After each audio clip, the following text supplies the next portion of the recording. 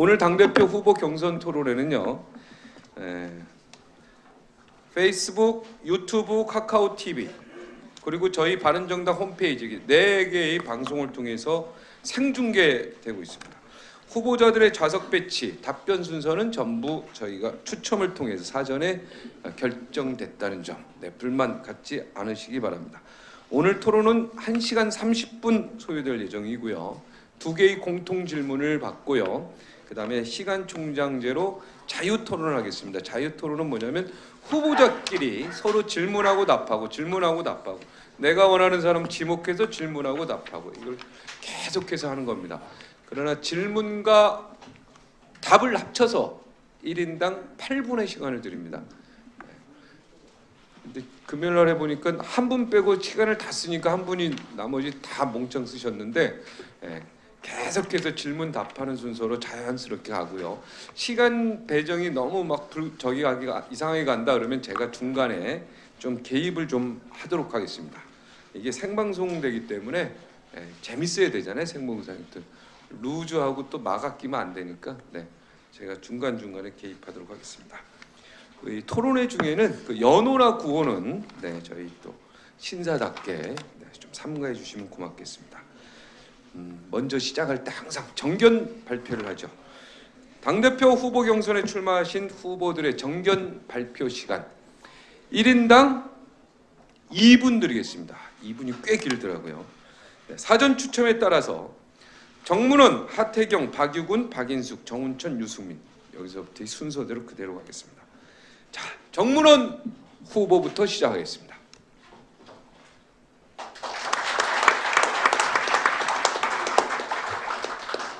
존경하는 국민 여러분, 그리고 당원 동지 여러분, 기호 5번 정문헌입니다. 우리 바른정당은 진짜 보수입니다. 이 진짜냐 가짜냐 감별하는 법은 간단합니다. 불의에 항거하느냐 불의를 무마시키려 하느냐 하는 것입니다. 우리 바른정당은 불의에 맞서기 위해서 탄생한 진짜 보수입니다. 그런데 여러분, 이 진짜 보수가 요즘 살 길이 보입니까? 제가 여러분과 함께 열어가겠습니다. 힘차게 살 길을 열어가겠습니다. 요즘 민주당, 한국당 과거사 문제에 매몰돼 있습니다. 미래를 향해 나아가야 되는데 그냥 과거에 주저앉아 있습니다. 민주당은 적폐청산이라며 한풀이 분풀이에 여념이 없습니다. 한국당은 일만의 반성도 없이 그저 보수 결집을 떠들고 있습니다. 국민이 원하는 보수는 아랑곳하지 않고 어떻게 하면 우리를 잡아먹을까, 어떻게 하면 몸집을 더 키울까에만 골몰하고 있습니다. 변한 게 하나도 없습니다. 이 둘과의 관계는 적대적 공생관계입니다. 우리의 민주주의를 퇴보시키고 있습니다. 대한민국의 발전을 좀먹고 있습니다. 도대체 미래는 누가 책임집니까? 소는 누가 키웁니까? 우리가 해야 됩니다. 우리 바른정당이 하나 돼서 대한민국 보수를 재건하고 우리 조국의 역사를 힘차게 열어가야 됩니다. 어떻게 해야 됩니까? 개혁해야 됩니다. 저 정문원이 앞장서서 여러분과 함께 대한민국 보수를 재건하고 그 힘으로 우리 조국의 역사를 새롭게 써가겠습니다. 많은 성원 부탁드립니다. 고맙습니다.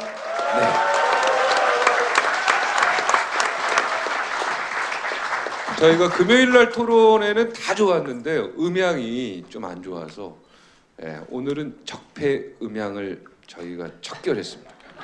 그래가지고 확실히 음향이 좋죠. 자, 두 번째 우리 KTX하고 이순신 장으로 오셨는데, 자, 하태경 후보입니다. 예, 반갑습니다. 오늘 올라오면서 보수 혁신이 참 힘들구나. 기차까지 안 도와주는구나. 두 가지 말씀을 드리겠습니다. 한 가지는 홍준표 대표가 자꾸 쇼를 합니다. 보수 통합하려는 듯이 박근혜 출당시켰습니다. 그리고 어제는 서청원, 최경환, 바퀴벌레 막 이 비난을 퍼부었습니다. 뭐 엄청난 친박 청산 의지가 있는 것처럼 보였습니다.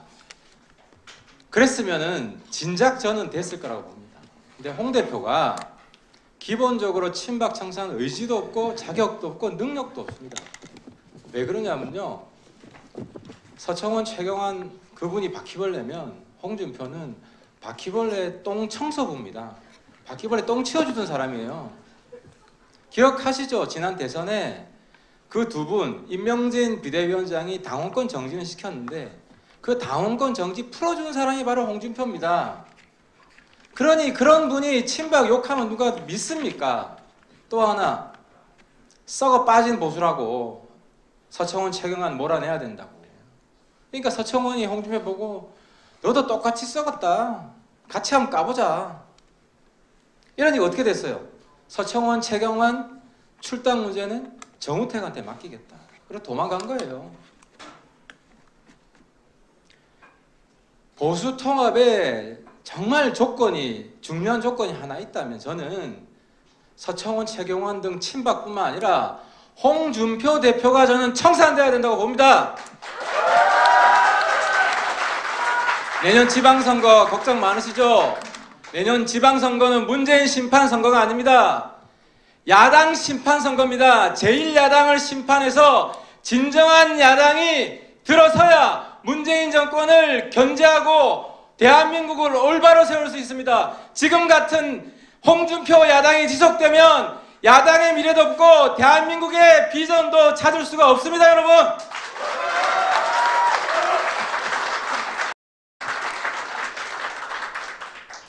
네, 기사 나왔습니다. 하태경, 홍준표 대표 청산부터, 이렇게 보수 통합은 홍준표 대표 청산부터, 하태경 쌍따옴표, 이렇게 기사. 다음은 박유군 후보 정견 발표하겠습니다.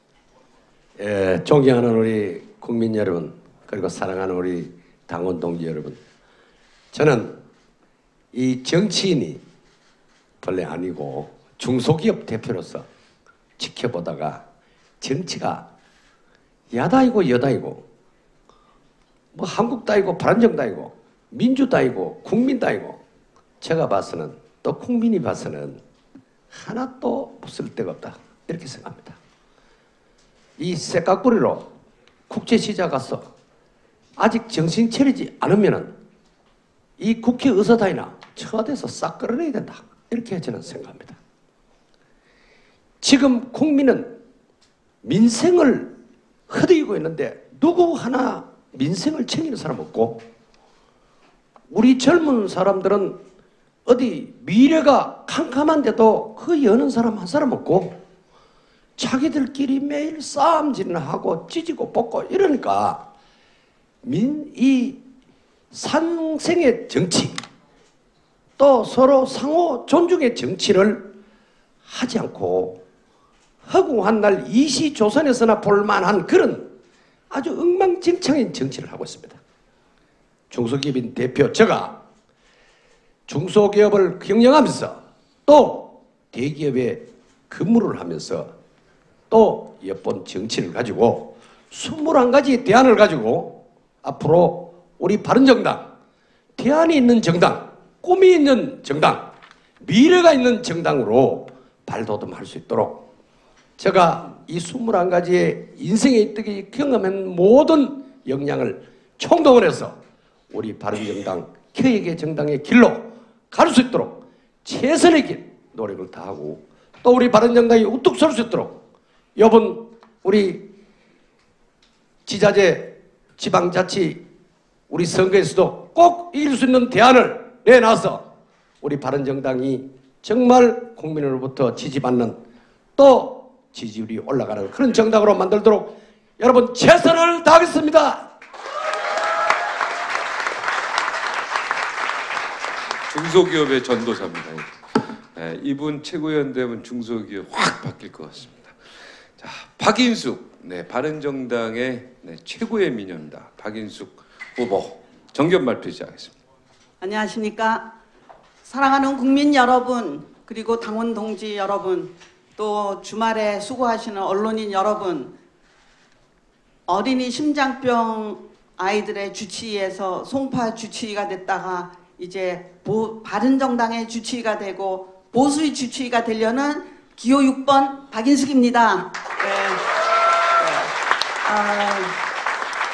저는 신문에 매일 자강파에 속했다가 통합파에 속했다가 또 중간에 속했다가 기자들이 잘 몰라요.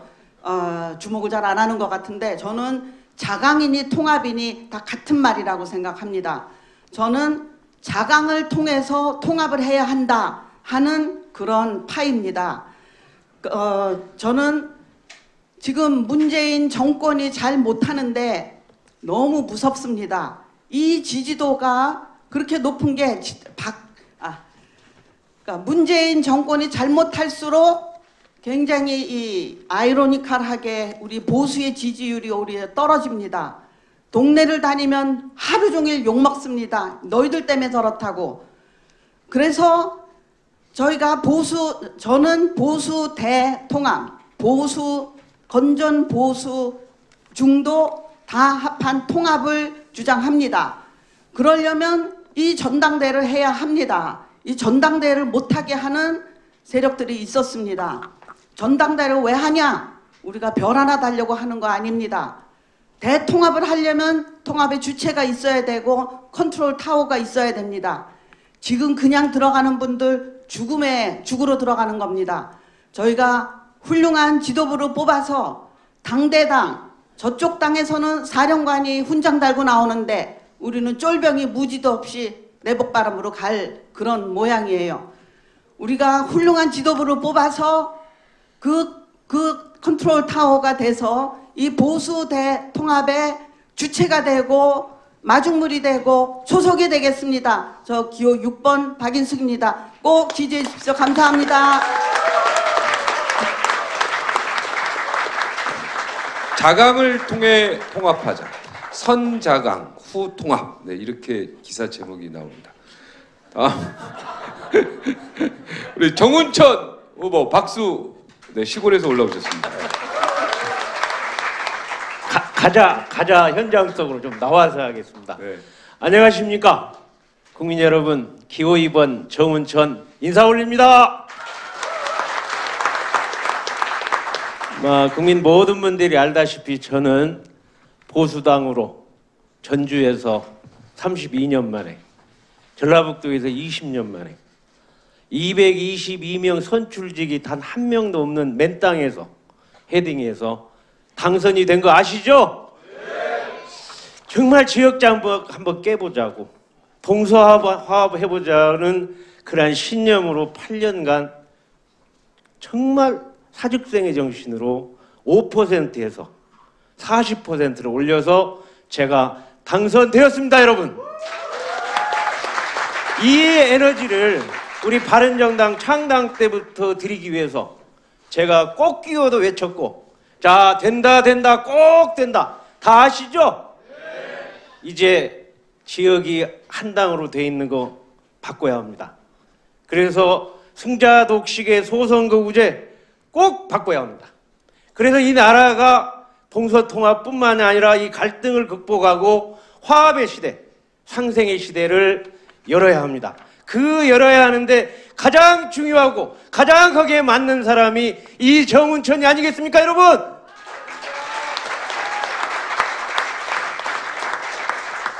이 4차 산업혁명 시대는 융합의 시대고 통합의 시대입니다.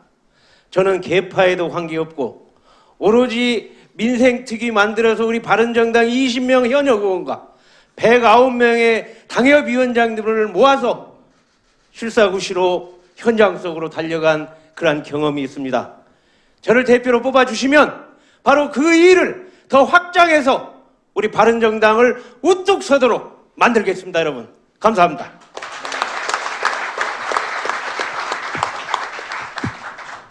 경상도 사투리 듣다가 또 막 전라도 사투리 듣다 막 재밌어요. 귀가 굉장히 힘들어하고 있지만 네, 아주 좋습니다. 이게 바른정당의 모습입니다.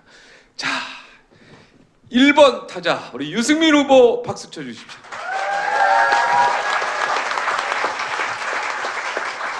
존경하는 국민 여러분, 당원 동지 여러분, 오늘 이렇게 와주시고 시청해 주셔서 정말 감사드립니다. 여러분, 지난 겨울에 우리가 바른정당을 창당했을 때를 한번 생각해 보십시오. 그때 우리가 가졌던 초심, 그때 우리가 가졌던 창당 정신을 한번 생각해 보십시오. 제가 18년 동안 정치를 하면서 여러 번 출마를 했습니다마는 이번에 제일 무거운 마음으로 출마를 했습니다. 이번에 당대표가 돼서 우리 바른정당을 지키고 보수의 새 희망을 지키는데 제 모든 거, 제 생명을 다 바치겠습니다. 반드시 지켜내겠습니다. 여러분과 함께 꼭 이 개혁보수의 뜻 같이 꼭 지키겠습니다. 제가 대표가 되면 지지율 확실하게 올리겠습니다.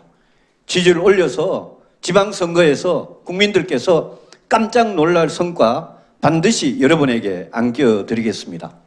과감하게 당을 재정비하겠습니다. 처음부터 다시 시작하겠습니다. 많은 분들이 통합 이야기하는데 그냥 숫자만 불리고 기어 들어가는 그런 통합 하지 않겠습니다. 우리 개혁보수의 뜻과 가치 위에서 자유한국당이든 국민의당이든 같이 가겠다는 사람 다 열어놓고 정말 제대로 된 통합 제가 해 보이겠습니다.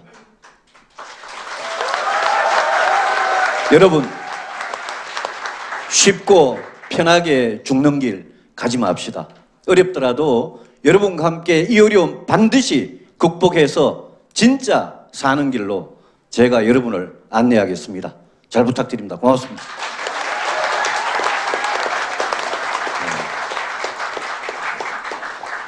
나는 쉽고 편하게 사는 길 가지 맙시다 이러는 줄 알았는데 쉽고 편하게 죽는 길 가지 맙시다.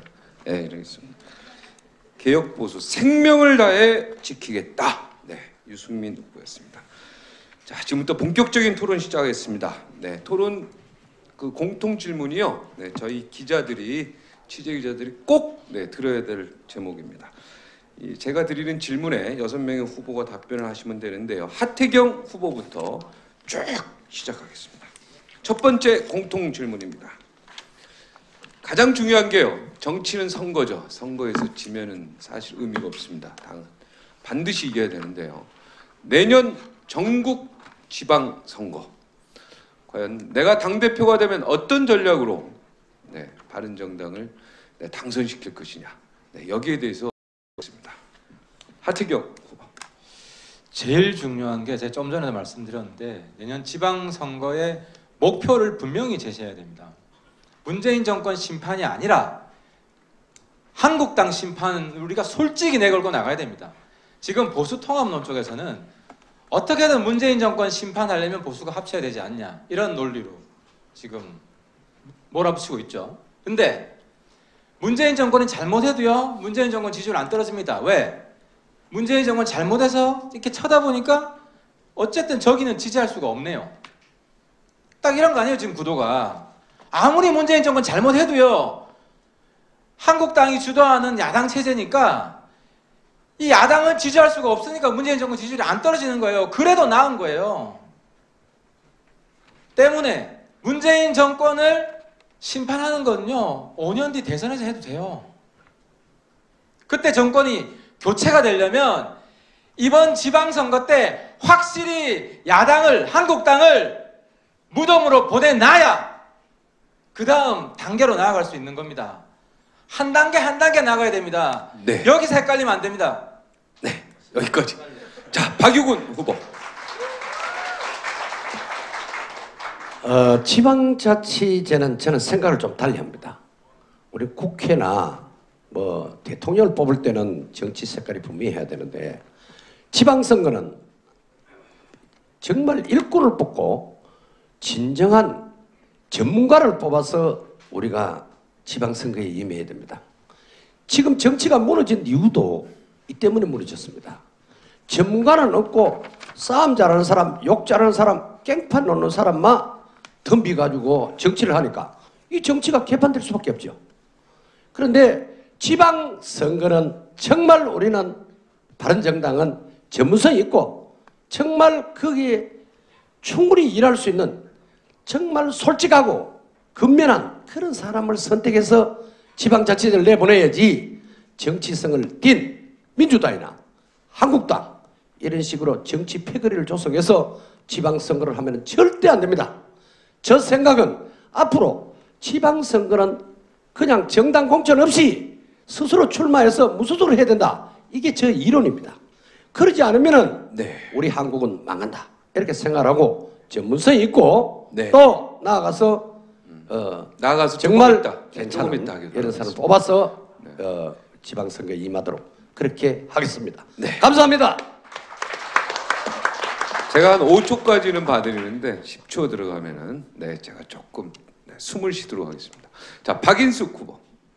네, 이번 선거 굉장히 어렵습니다. 저쪽 후보가 우글우글한데 우리 후보 굉장히 어렵습니다. 그래서 요전에도 제가 제안했지만 선거 공천 혁명을 그 실험을 우리 당에서 해야 됩니다.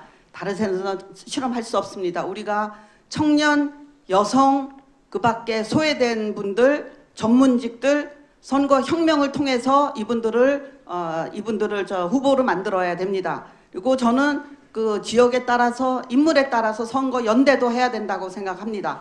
일단 지역 일꾼을 뽑고 또 나중에 총선, 대선에 다 중요하기 때문에 정말 우리 그 보수를 지킬 지역 일꾼을 선택과 집중을 해야 됩니다. 숫자보다도 정말 우리의 보수의 가치를 지킬 그런 분들을 골라서 집중 지원할 예정입니다. 숫자에 연연하지 않고 진정한 보수의 일꾼을 찾는데 우리의 집중을 해야 된다고 생각합니다.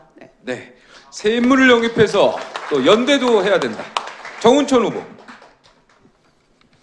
지금 문재인 정부가 불과 몇 개월 만에 엄청난 문제점이 드러나고 있는 것을 국민이 알고 있습니다. 거기에 대한 반대를 우리가 찾아내야 합니다. 다시 자강과 연대를 말씀드리겠습니다. 자강은 현장 속으로 달려가서 우리 모두 힘을 합쳐서 민생특위를 통해서 지지를 얻어야 합니다. 지금까지 이념 그리고 지역에 묶여있던 걸 뛰어넘어서 우리가 새로운 자강을 통해서 지지율을 높여야 합니다. 그 다음에는 정치는 현실입니다. 그 다음에 연대입니다. 또는 통합입니다. 국민의당이건 또는 한국당이든 문재인 반대쪽에 있는 많은 사람들과 함께 모아서 문재인 대항할 수 있는 그러한 정당을 만들든 아니면 선거 연대를 하든 현실은 현실이기 때문에 거기에 대한 성공적인 모델을 만들어내는 것만이 이번 지방선거에서 성공할 수 있는 계기라고 생각합니다. 네, 문재인 정부는 문제점이 많다. 유승민 후보. 세 가지 말씀드리겠습니다. 지지도 높이는 게 무엇보다도 기본 중에 입니다. 지지도가 올라가면 국민들이 우리를 새로 쳐다보게 됩니다. 두 번째로 청년들, 여성들, 정치 처음 하는 신인들 파격적으로 공천하겠습니다. 국민들께서 바른정당 후보는 뭔가 다르다. 이 느낌을 가질 수 있도록 정말 공천에서 혁명적인 변화를 추구하겠습니다. 연대 문을 열어놓겠습니다. 정책 연대고 선거 연대고 문을 열어놓겠습니다. 다만 원칙을 훼손하는 그런 연대보다는 우리 원칙을 지키면서 명분 있는 그런 연대를 추구하겠습니다. 우리 지금 원희룡 지사, 남경필 지사 우리 당 소속입니다.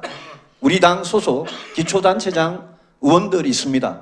이분들 당선을 위해서 최선을 다하고 그 나머지 많은 빈 공간에 말씀드린 정치 신인들을 대거 공천하는 그런 전략으로 가겠습니다. 네, 이제 두 번째 공통 질문입니다. 이 두 번째 질문도 저 답변 안 했습니다. 네, 요거 하고 하려고 그랬어요. 죄송합니다. 정문원 후보. 지방선거 승리를 위해서 최선을 다하겠습니다. 그런데 승리만큼이나 중요한 것은 지방선거를 괴멸된 우리 보수를 재건하는 계기로 삼아야 합니다. 지금 문재인 정부가 왜 집권을 했습니까? 왜 저렇게 지지율이 고공행보를 하고 있습니까? 저들이 잘해서입니까? 아닙니다. 우리가 못했기 때문에 그 반사이익으로 집권했고 그 반사이익으로 높은 지지율을 누리고 있는 겁니다. 이것을 극복해내기 위해서는 깊은 처절한 우리 반성과 성찰이 있어야 됩니다. 그 반성과 성찰 위해서 우리가 꿈꾸는 세상은 뭔지, 우리가 개혁보수가 나갈 길은 뭔지 명확하게 밝힌다면 판세는 달라지리라고 생각합니다. 그러한 취지에 함께할 수 있는 사람들이 있다면 연대 문호 열어놓겠습니다. 그 힘을 바탕으로 지방선거를 승리로 이끌어내겠습니다. 지지율 제고하겠다, 연대하겠다. 네, 이제 좀 약간 이제 추상적인 얘기고요. 이제 구체적으로 공통 질문 드리겠습니다. 답변서는 박유군, 박인숙, 정운천. 네, 이렇게 해서 이번엔 빼놓지 않고 정문원을 꼭 시키도록 하겠습니다. 네, 바른정당 지지율을 구체적으로 어떻게 제고할 것이냐, 그리고 연대는 또 어떻게 구체적으로 할 것이냐, 어느 당과. 지금부터 박유군 후보부터 시작하겠습니다. 박유군 후보. 저는 연대 그 자체가 정말 필요하다면 해야 된다고 생각합니다. 그러나 우리 자유한국당하고 정책 연대를 하고 또 뭐 후보 연대를 한다 할 수 있습니다. 조금 전에 유승민 우리 후보께서 말씀하신 대로 그래도 바르게 전문성이 가진 그런 모든 후보들만 있다 하면은 우리는 언제든지 제가 대표가 돼도 환영합니다. 그런데 완전히 옛날 같은 아주 구시대 조선시대 같은 당파 싸움하는 그런 사람들을 끌고 와서 민주당 사람 그런 사람 끌고 와가지고 우리 연대하자 이러면은 우리 이념이 안 맞기 때문에 못하는 거 아닙니까? 그래서 앞으로는 꼭 이 이념과 생각과 또 우리 보수 성향에 맞는 또 바른 생각을 가진 그런 사람들과 언제든지 문을 열고 개방하고 연대하고 합쳐나갈 그런 용의가 있습니다. 네, 감사합니다. 네. 구체적이지 못했어요. 예, 박인숙 후보. 네, 지지율 어떻게 올리냐고요? 네, 지지율 제고. 아까도 말씀드렸지만 문재인 정부가 뭘 잘못할수록 우리가 아니라 야 3당의 지지율이 전부 동반 하락하는 이러한 굉장히 어려운 딜레마에 저희가 갇혀 있습니다. 그렇다고 저희가 잘해야 되는데, 그래서 이게 굉장히 어려운데 동네에서 여러 어르신들한테 많은 얘기를 듣습니다. 딱 한마디 그분들이 굉장히 좋아하고 안심하는 게 우리 150석, 160석 당 만들겠다. 그래서 저 문재인 정부 우리가 심판하겠다. 그러면 굉장히 안심을 해요. 지금 국민이 굉장히 화가 나 있고 근심하고 내일이 어떻게 될지, 대한민국의 내일이 어떻게 될지, 우리 아이들의 장래가 어떻게 될지 걱정합니다. 저는 그래서 지금 당장은 아니라도 우리가 그 마중물이 되고 썩어 떨어진 그 미랄이 되든가 전부 이 통합을 해야 되는데 이념이 맞고 다 따지다 보면요 국회의원 300명 거의 남는 사람 없어요. 그래서 저도 참 말은 쉬운데 이런 거를 사람들을 다 골라서 통합을 한다? 대충 용광로에 넣어서 과거는 용광로에 넣고 아주 극단적으로 비정상적인 분들은 스스로 이미 국민으로부터 심판을 받았습니다. 네, 그 150석을 확보하되는 말씀을 드립니다. 네, 용광로에 넣자. 네, 용광로에 넣자. 네, 굉장히 무섭습니다. 다음 우리 정운천 후보. 정말 제가 국회의원 된 지 이제 1년 반 됐는데 와 보니까 참 여의도 정치라는 게 묘한데요. 정말 책임져야 할 사람이 책임을 지는 사람이 없어요. 지금 한국당 책임지는 사람 없지 않습니까? 우리 바른정당도 가만 들여다보면 말만 많이 했지 정말 바른정당을 위해서 국민을 위해서 노력하는 사람이 얼마나 있느냐 참 걱정이 많습니다. 저는 이렇게 생각합니다. 정말 책임지는 사람, 그러한 걸 제대로 보여주고 그걸 제대로 해본 사람을 당대표 뽑아주면 되지 않겠습니까? 그러면 지지율 올라가요. 아니 전주에서 4% 가지고 5%를 40% 올린 그 처절한 경험을 전국정당을 만드는 우리 바른정당에다가 제가 투영시키면 지지율 올라갈 수 있지 않겠습니까 여러분? 올라가지요. 네. 어떻게 이 노하우를 다 드리겠습니까? 그 말 한마디로 되지 않겠습니까 여러분? 네. 그렇죠? 좋습니다. 유승민 후보. 재작년에 새누리당 원내대표 하다가 레이저 맞고 쫓겨나고 대구에서 갔습니다. 저에 대한 지지도가 아주 땅바닥으로 내려앉았습니다. 바닥을 기어 다녔습니다. 몇 달 만에 그 험한 대구에서 그 당시 상황에서 새누리당 공천 받는다는 사람, 그 사람 진박들보다 지지도 2배, 3배 만들었습니다. 지지도는 국민들 마음입니다. 저는 18년 동안 정치하면서 쇼도 할 줄 모르고 그렇게 오버할 줄도 모릅니다. 튈 줄도 모릅니다. 우리 기본으로 우리 진정성 있게 하면 반드시 지지도 올라갈 수 있습니다. 민주당과 자유한국당과 우리 어떻게 다른지, 우리 말로만 하던 개혁보수가 뭐가 다른지 그거 확실히 보여드리면 그러면 국민들께서 마음을 열어주시고 국민들 마음 여는 그 순간부터 우리 지지도는 올라가게 되어 있습니다. 여러분 절대 포기하지 말고 패배의식에 젖지 말고 열심히 하면 반드시 올라간다는 믿음을 같이 가지시기 바랍니다. 네, 진정성이 답이다.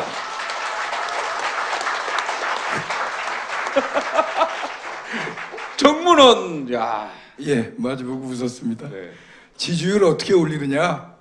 우리가 꿈꾸는 세상, 우리가 개혁 보수의 내용 이것을 국민들한테 확실히 보여줘야 된다고 생각을 합니다. 시골에서 농사 짓는 분도요, 경찰서에서 전화 왔다, 검찰에서 전화 왔다, 국세청에서 전화 왔다. 이건 내가 뭐 잘못한 거 없나부터 걱정하십니다. 이게 제대로 된 나라입니까? 아니 대학에서 학점을 내는데 상대평가를 하려는데 그게 학교에서 상대평가를 하냐 그랬더니 교육부 지침이랍니다. 이게 뭡니까? 왜 국가가 정부가 모든 것에 다 숟가락을 올려놓고 국민들을 통제하려고 듭니까? 이런 국가 중심의 사고, 국가 중심의 통치행위, 이것을 떠받치고 있는 패권 정치, 이것을 깨버려서 대한민국 정치를 확 뒤집어 엎고 대한민국 정치의 패러다임을 바꿔내는 길이 개혁보수가 할 일이라고 생각을 합니다. 이 점을 확실히 보여주고 우리가 꿈꾸는 세상을 보여주고 거기에 동참하는 사람들이 연대할 수 있다면 그러면 지지도도 올라가고 지방선거의 결과도 달라지리라 그렇게 생각하고 있습니다. 네, 좋습니다. 확 뒤집자. 네. 하태경 사직생. 예, 지지율을 올려서 우리가 지방선거 이기는 비결은요, 한국당과 차별합니다. 차별화에 실패했기 때문에 우리 지지율이 안 오르는 거예요. 지금 낡은 보수 척결의 메시지를 대표되는 사람은요, 일관되게 한국당 차별화 메시지를 중심으로 국민들과 소통해야 됩니다. 그러면 우리가 이길 수가 있어요. 내년 지방선거 때까지 낡은 보수 척결은 끝내야 됩니다. 그때까지 못 끝내면요, 우리 새로운 보수로 정권 교체 못해요. 그리고 문재인 정권 비판할 때가 있죠. 비판하더라도 한국당처럼 하면 안 돼요. 예를 하나 드릴게요. 지금 국정원 특수활동비 문제가 돼요. 한국당 뭐라 그러냐 하면은 노무현 정권 특활비까지 다 까지 않으면 이번 국회 때 국정원 특활비 하나도 안 주겠다 그래요. 그게 바로 대책 없는 야당이에요. 대북 공작은 계속 해야 될 거 아니에요. 특활비 내년에 줘야죠. 국가를 생각한다면 한국당처럼 이야기할 수가 없어요. 그러니까 이번에도 갑자기 핵실험한 다음 날 국회 보이콧해요. 국정감사 거부해요. 거기에 대해서 단호히 맞서 싸워야 돼요. 한국당과 차별화, 새로운 보수의 내용을 국민들한테 정확히 인식시켜주면 바른정당에서 우리가 한국당을 제치고 제1야당이 될 수 있는 겁니다, 여러분. 네, 한국당 킬러 하태경 후보. 말할 때마다 뭐 어디서 쾅쾅 소리 나오는데 한국당에서 뭐 이렇게 설치해 놓은 거 아닌가 조금 걱정이 되는데. 네. 전 정운천 후보가 한 5선 되는 줄 알았는데 초선인 거 오늘 처음 알았습니다. 진짜 5선이 오셨습니다. 정병국, 네, 진짜 5선. 네, 인사. 네, 일어나서 인사. 그래도 조강특위 제가 모시는 위원장이니까. 네. 네, 양평에서 오시나 좀 늦었어요. 그리고 또 우리의 대선배 우리 권오을 최고위원도 오셨습니다. 네, 좀 늦으셨는데 박수 좀.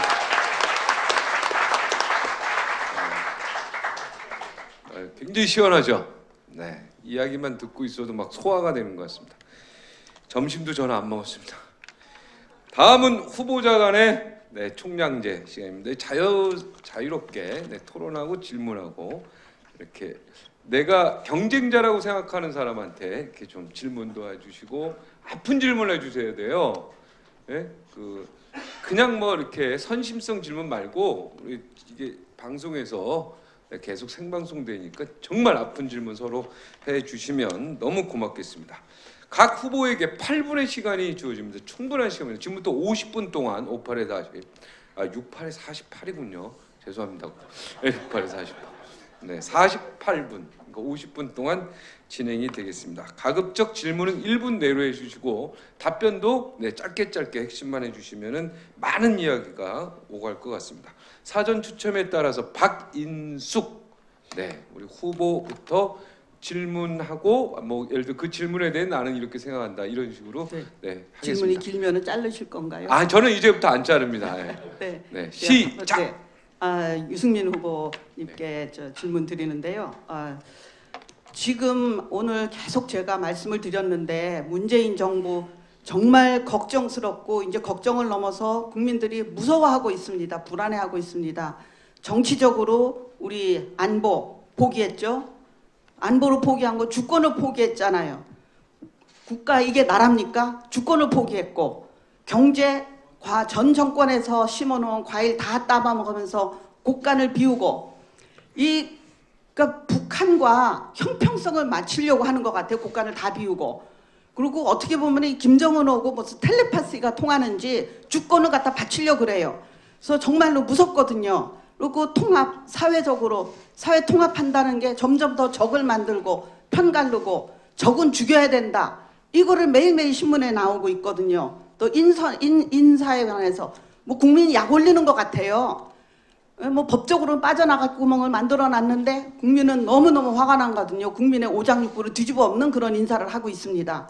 그런데 아까도 말씀드렸듯이 이 사람들이 잘못할수록 이게 다 니네 때문이다. 니네 보수가 흩어져서 이렇게 됐다. 근데 제가 말씀드렸지만 이거를 바꾸는 길은 국회뿐이 없습니다. 국회에서 150석을 넘어서 이 정부의 이런 폭주를 막아야 되는데 우리가 이 중심이 돼야 되는데 거기에 대해서 어떻게 하실지 결국은 뭐 우리가 보수 개혁을 한다 뭘 한다 하지만 일단 국회에서 150석이 넘어야지 이거를 막을 수 있거든요. 거기에 대한 방안을 짧게 얘기해 주시죠. 다음 총선 때까지는요. 정말 우리가 총선에서 국민들이 숫자를 결정해 주는 거 아닙니까? 그때까지는 우리가 총선에 이기도록 잘하고 그전에는 아마 박인숙 후보님께서 연대를 염두에 두고 하시는 말씀 같은데 뭐 늘 이야기했습니다. 자유한국당이든 국민의당이든 정말 제대로 비판하고 제대로 개혁할 세력한테는 늘 문을 열어두겠다는 거고요. 문재인 정부 비판하는 것도 아까 우리 하태경 후보님 말씀하신 대로 정확하게 해야 됩니다. 정확하게 모든 거 다 비판하고 걸필하면 국회 보이콧하고 이런 식으로 자유한국당식으로 해서는 안 되고 정확하게 문재인 정부가 제일 잘못하고 있는 거 아프게 비판하고 대안을 제시하고 그 다음에 우리는 미래를 이야기를 해야 됩니다.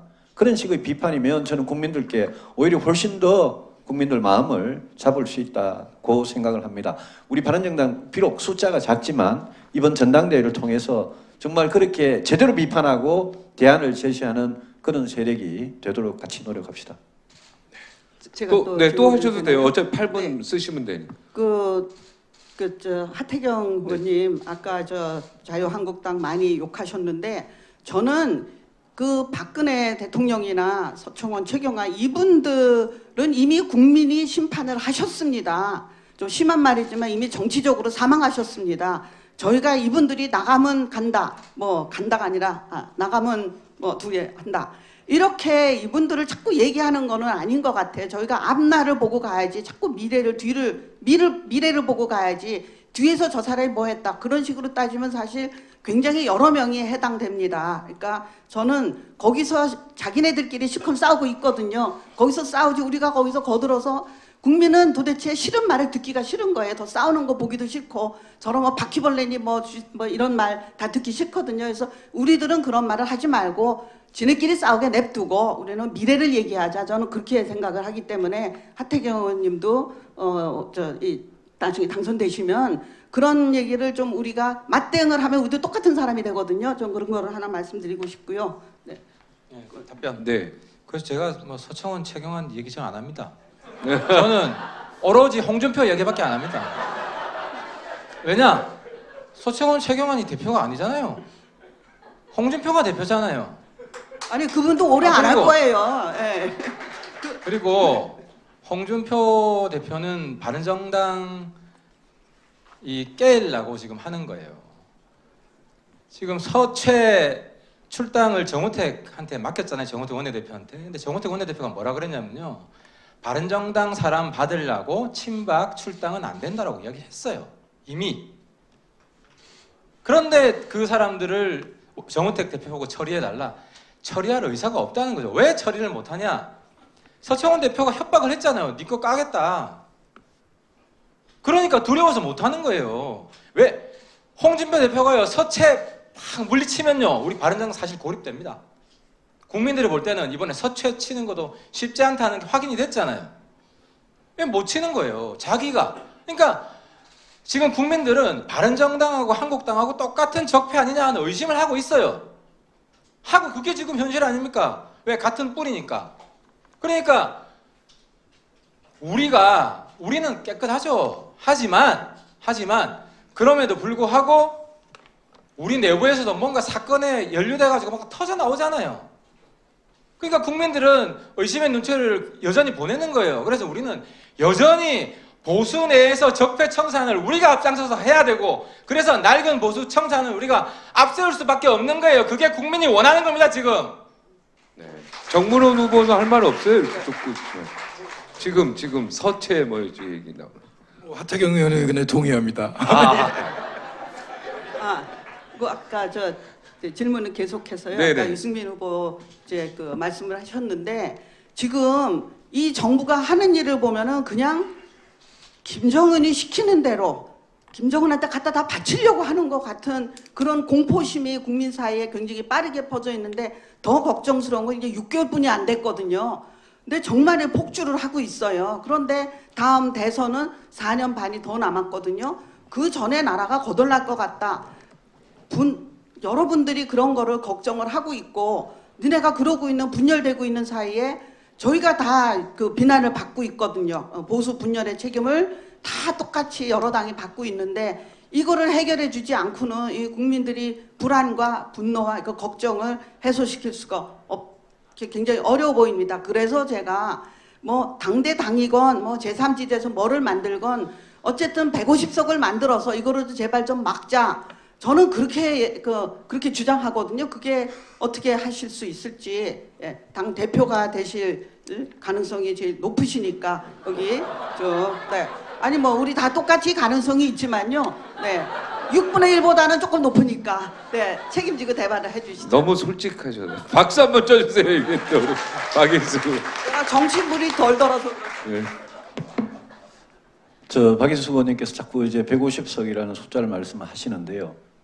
국민들한테 지금 문재인 정부가 박 후보님이나 저희들 눈에 보면 저것 안 보고 경제고 또 편가르기고 인사고 정말 잘못하는 게 많습니다. 박근혜 정부보다 나은 게 하나도 없고 오히려 더 못한 분야도 분명히 있습니다. 그런데 국민들께서 왜 여론조사 보면 70% 아직도 지지를 하고 아직도 우리 보수한테는 이렇게 손가락질 하느냐.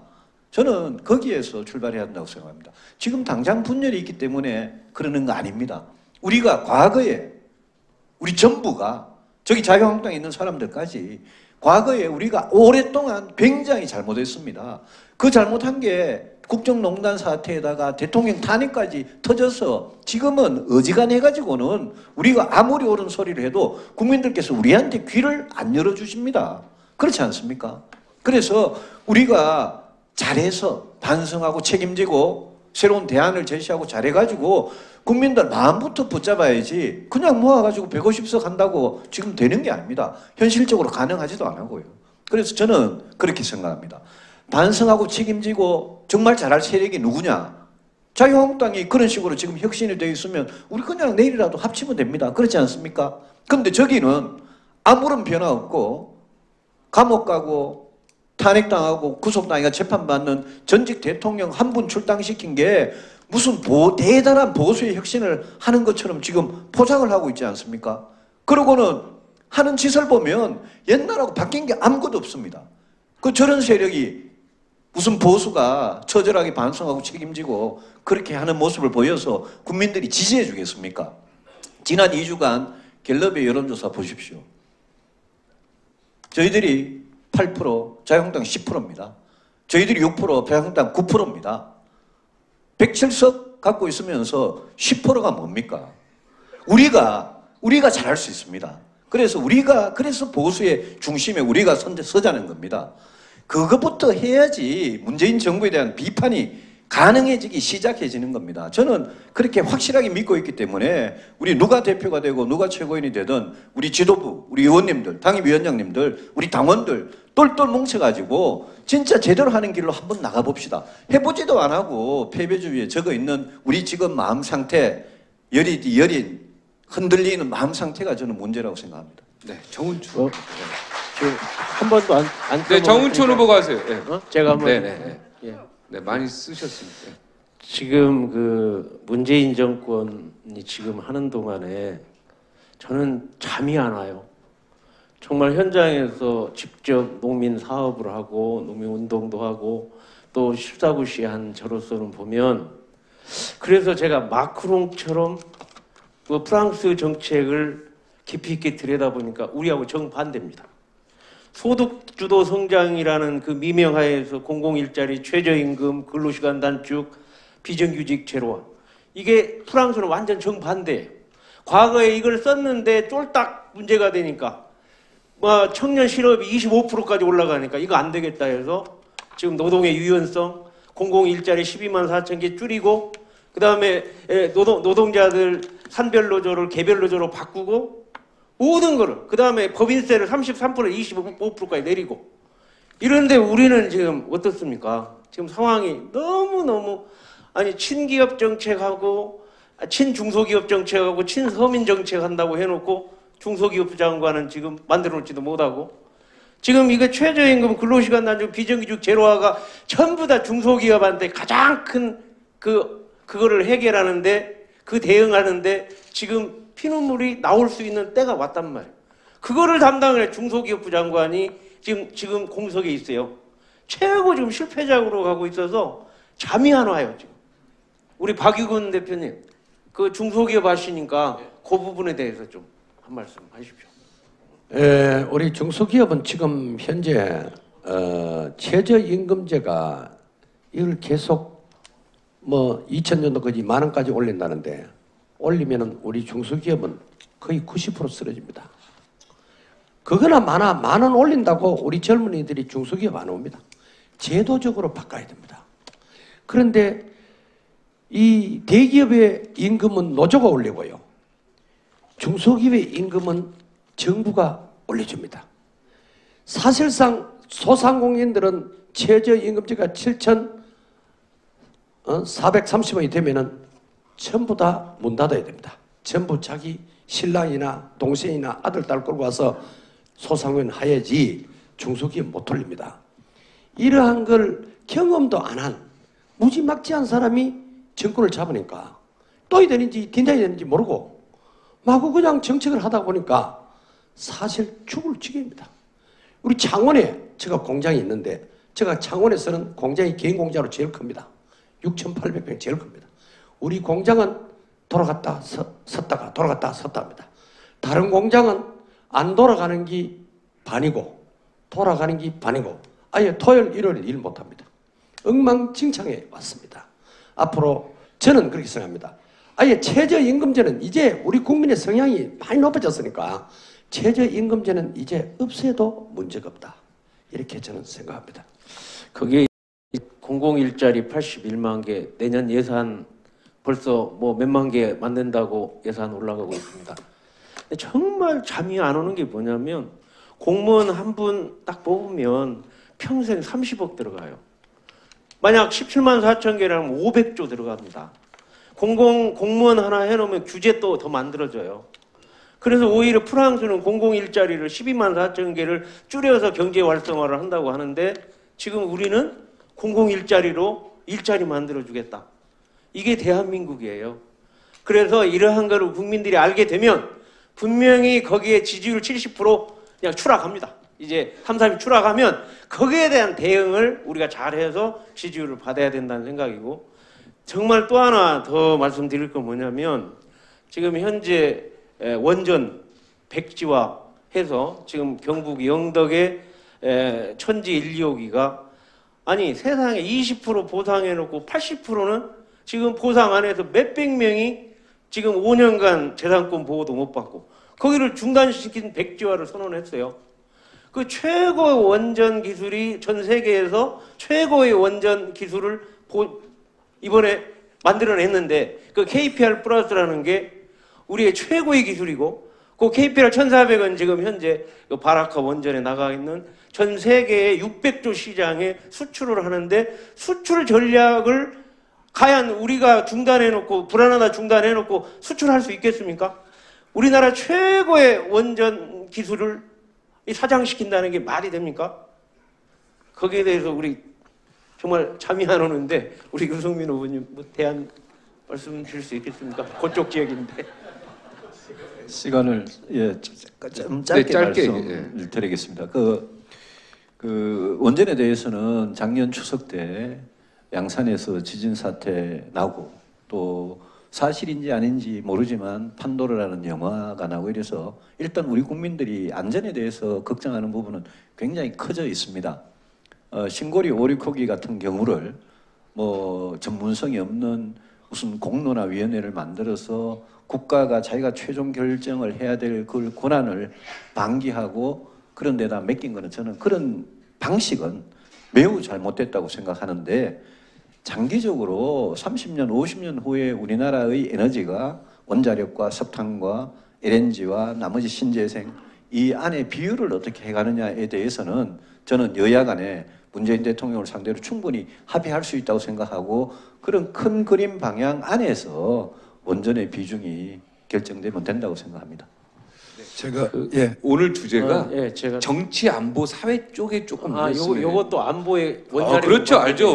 넓게 보면 아주 안보죠. 중요한 안보. 네, 알고 있습니다. 그래서 제가 가만히 있었어요. 하나 더 추가로 이렇게 말씀드리면 저는 문재인 대통령이 NGO 회장인 걸로 지금 착각하는 것 같아요. 왜 그러냐면 지금 현재 일본의 후쿠시마 원전이 있었지 않습니까? 사고가. 또 스리마일 원전은 미국, 또 체르노빌 원전은 러시아. 이 세 개 나라가 다 원전을 지금 확대해서 나가고 있거든요. 중단한 게 아니고. 그런데 그 안전 문제 때문에 우리는 40년 동안 지금 25기가 한 번도 안전에 문제가 없어요. 그런데 그 안전을 훨씬 높였던 지금 KPR 플러스가 전 세계 최고의 기술로 지금 각광받는, 인정받고 있는데 그거를 중단한다면 이 말이 되겠습니까? 그래서 제가 대안으로 거기를 그러면 차세대 원전 수출 전략지구로 설정을 해라. 그렇게 대안을 원전 축소 하도 저렇게 한다 하니까 그거 인정하지만 그렇게 하자. 어떻습니까? 원전 수출 전략지구로 만들어서 수출 시장 600조 시장을 우리가 먼저 먹어야 되지 않겠습니까? 네. 원전 이야기는 따로 저희가 포럼을 만들어 가지고요. 제가 시간이 좀 제일 많이 남은 것 같아서 오늘은 정치 사회 오늘 지금 사회자가 정치 사회를 물어보라 그랬는데 아까 우리 정우천 의원님 말씀하신 거랑 조금 제 의견이 다른 게 있어서 좀 질문을 하고 가겠습니다. 아까 우리 정우천 의원님, 지금 정우천 의원님 그 문재인 정부가 일자리 80만 개 만든 그 국민의 세금으로 만든다. 그다음에 우리 박유근 그 후보님께서 말씀하신 중소기업 임금은 정부가 올려준다. 이런 것들이 국가 중심의 통치행에서 나오는 패단입니다. 이 국가 중심으로 생각을 하니까 문재인 정부는 사람을 위한 경제라 그러는 사람 중심의 경제라고 얘기하는데 아무리 들여봐도 이거는 국가 중심의 경제지 사람 중심의 경제가 아닙니다. 그 말씀 좀 잠깐 드리고요. 아까 우리 지금 그 정운천 후보님께서 마크롱이 불란서의 개별 노조를 산별 노조를 다 없애면서 개별 노조로 돌렸다는 이야기를 했습니다. 하셨습니다. 제가 말씀을 좀 드리겠습니다. 그런데 지금 우리나라의 귀족 노조는 말이 산별로지 산별로가 아닙니다. 아까 우리 박유근 후보님 지적하신 것처럼 중소기업의 노조는 자기들의 어떤 그 생계 수단을 위해서 목소리를 내는 노조가 없습니다. 임금을 올려도 정부가 올려주는 국가 중심의 경제를 채택하고 있습니다. 그런데 우리가 귀족 노조가 대한민국 경제의 발목을 잡고 있다는 것을 다 알면서도 해결을 못했거든요. 왜? 정부가 나서서 해결을 하려고 그러니까. 이것을 해결하는 방법은 우리 경제에서는 제대로 된 산별노조가 있어 본 적이 없습니다. 제대로 된 산별노를 만들어내게끔 정부가 플랫폼을 깔아주고, 그래서 중소기업 노조로 하여금 대기업 노조가 이상한 짓거리 못하고 자기네 이득만 갖고 대한민국 경제 발전에 발목 잡는 질 못하게 제어를 하게 해야 된다고 생각을 하는데, 그 점에 대해서는 어떻게 생각을 하십니까? 예, 제가 답변할까요?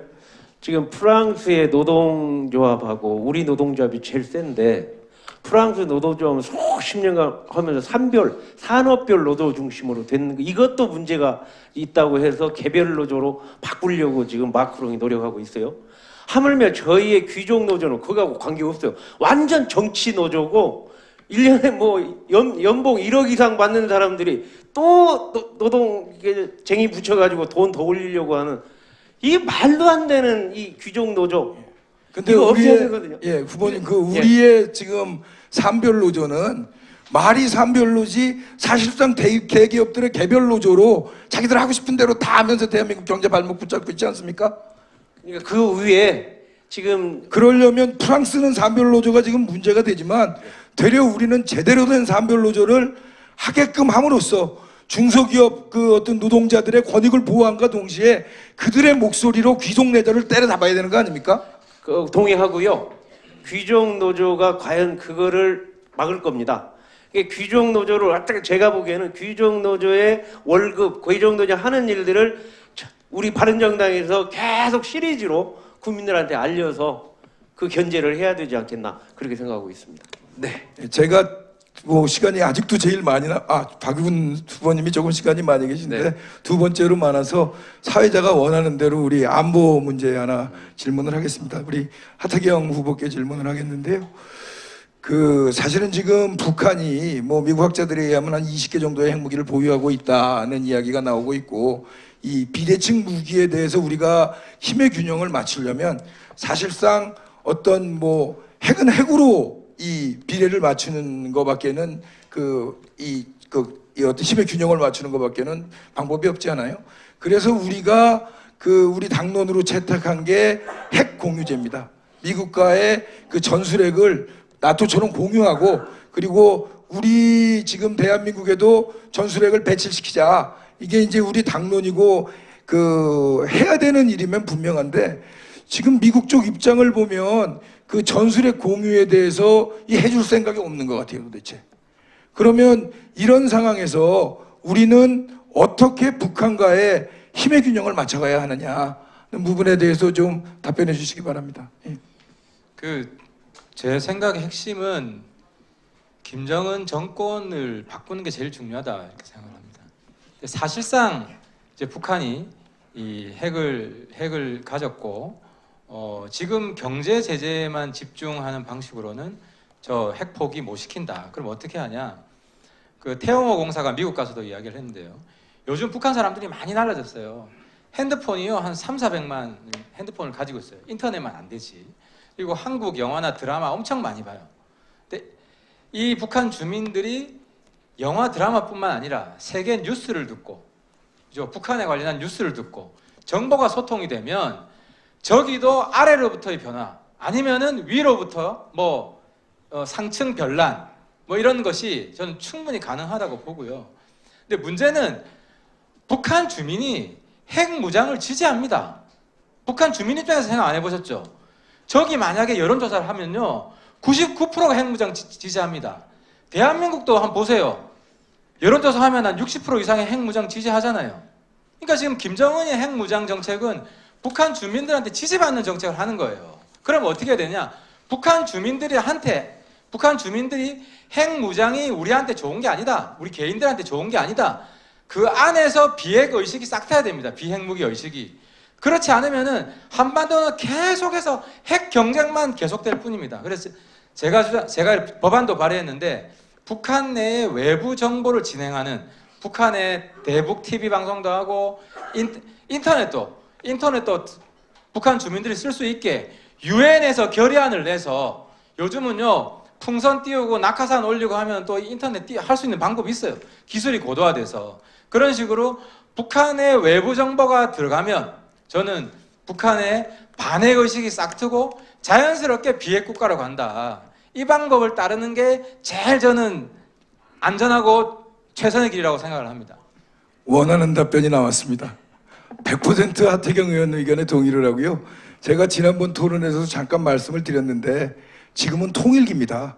그러니까 이 국제 정치에서 이 어떤 강대국들 이게 1극 체제냐, 2극 체제냐, 3극 체제냐 이게 안정이 돼 버리면 이 강대국들이 다 현상 유지를 원하기 때문에 이 현상 유지가 한반도에서 깨진다는 거는 통일이 들어간다는 얘기거든요.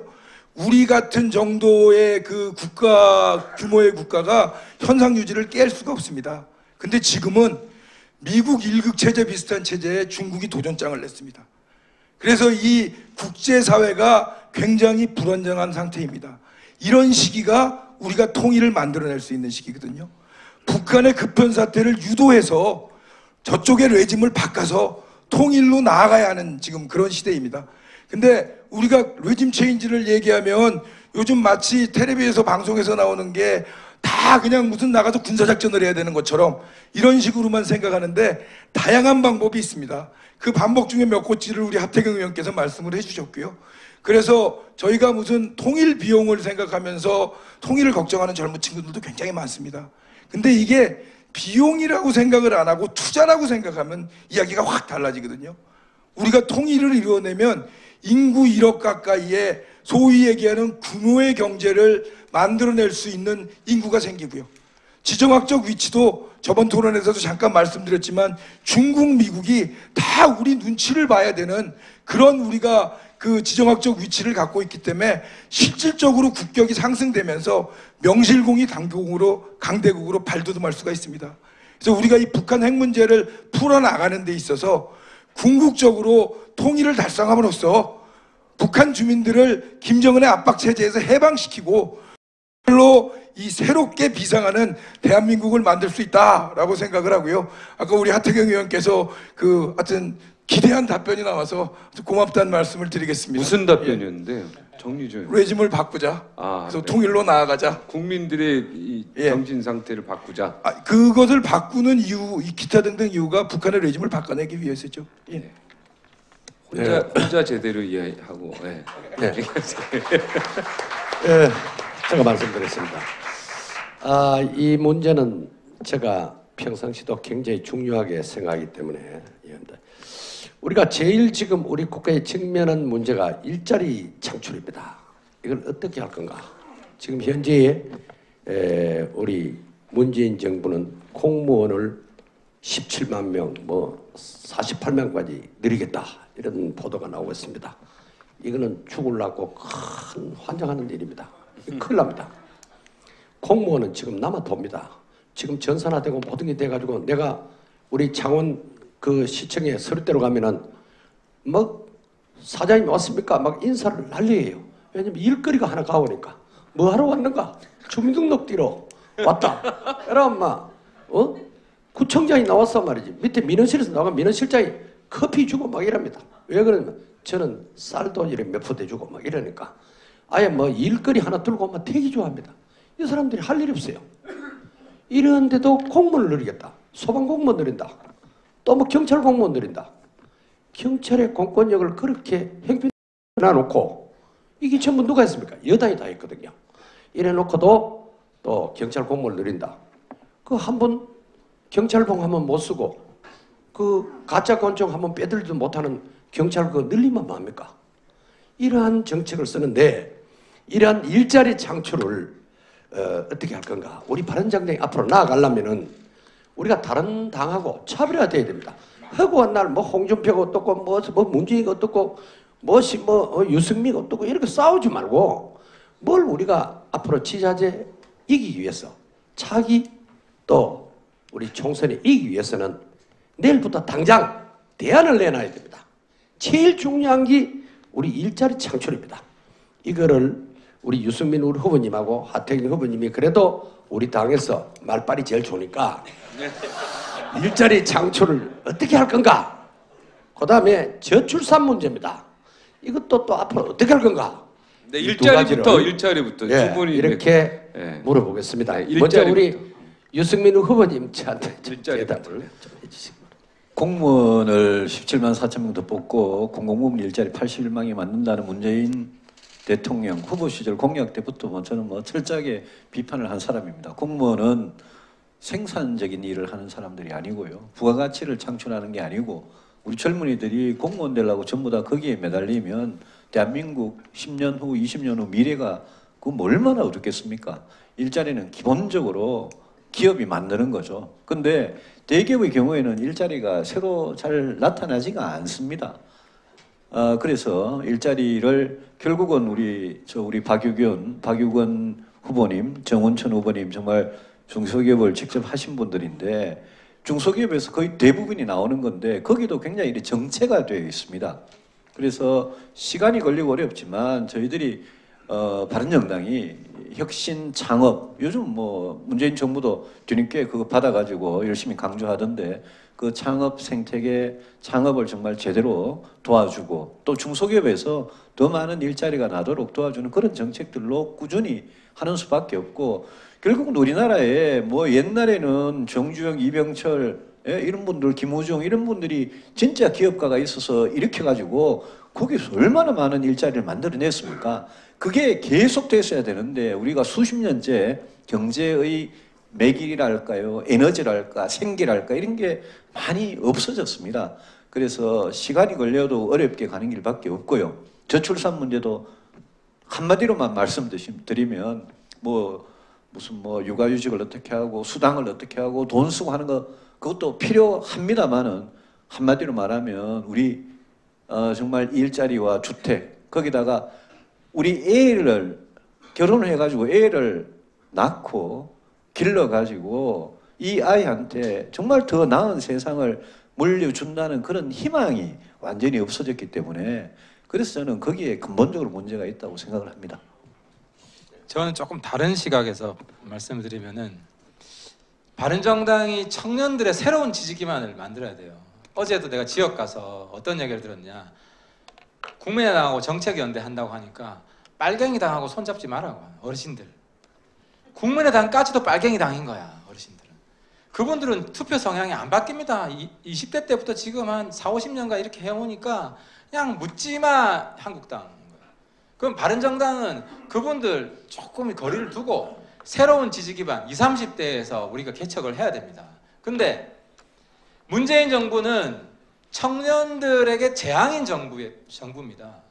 공무원 늘린다고 하니까 10명 중에 6명이 공시족입니다. 근데 이 공시 보는 게요. 옛날 고시낭인이란 이름입니다. 공시낭인. 이 10년 공시해가지고 안 되잖아요. 이력서에 한 줄도 못 써요. 10년간 그냥 날리는 거예요. 60%를 그렇게 만드는 겁니다. 60% 이상이지. 왜냐하면 60%가 공시 준비하니까 그 중에 100명이 시험 보면 1명 되죠. 그러면 얼마예요? 거의 59%. 청년들의 59%의 미래를 산산조각 내는 정부가 문재인 정부인데 왜? 그래도 왜 문재인 정부 지지하느냐. 제1야당 든든한 청년들이 지지할 만한 든든한 야당이 없기 때문에 그래서 제가 똑같이 야당 교체, 한국당과 차별화를 이야기하는 이유가 바로 거기에 있는 겁니다. 그래서 바른정당이 청년들의 미래를 책임진다 하는 부분이 바로 바른정당 지지를 올릴 수 있고 한국당과 차별화를 할 수 있고 하지만 이게 어려워요. 마음이 한 번에 돌아오겠습니까? 근데 당장 내년 지방선거 어렵다고 한국당 들어간다. 아까 말했지만 그거는 다 죽는 길이다. 영원히 청년 지지율을 문재인 민주당 쪽으로 묶어두는 그런 정책이다 하는 말씀을 드립니다. 예, 조금 전에 우리 유승민 후보나 우리 하태경 후보님의 답변에 저도 동의합니다. 근데 원천적인 우리 일자리를 창출하기 위해서는 우리 어제 아래 제가 토론에서도 잠깐 구체적인 말씀을 못 드렸습니다만은 지금 대기업에서 45세 되면 다 잘라냅니다. 이 왜 그러냐면 정부에서 계속 신입사원 뽑으라는 거. 그 죽으라고 교육시키 가지고 45세 일할 만하면 밑에는 밀려올리니까 또 45세 잘라내고 또 잘라내고. 이 대기업에 45세 갔다 온 사람은 중소기업에 쓸 수가 없습니다. 이 완전 절름발이가 돼가 우리 중소기업을 못 씁니다. 이래서 앞으로 이 일자리는 중소기업에 엄청나게 많습니다.